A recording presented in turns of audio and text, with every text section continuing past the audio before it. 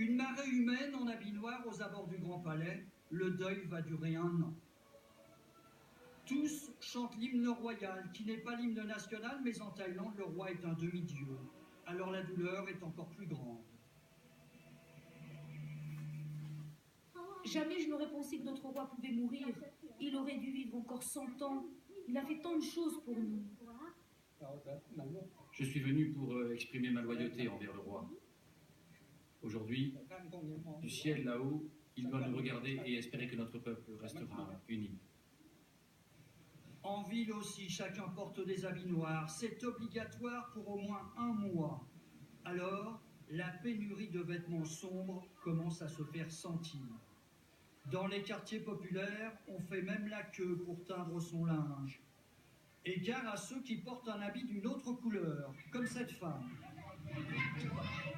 qui se fait gifler en pleine rue.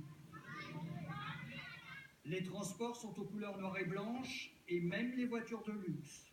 Dans les rues, les portraits du roi défunt aussi sont passés de la couleur au noir et blanc. Depuis 10 jours, le palais royal est devenu le centre du pays. Le défilé est permanent. Dès l'aube, des volontaires distribuent des collations. Je continuerai à venir ici autant que je le peux, par respect pour notre roi. À l'intérieur du palais, le prince héritier âgé de 64 ans est le maître des cérémonies. Beaucoup pensent que l'homme est fantasque, qu'il mène une vie instable et décousue. Il a divorcé 3 fois.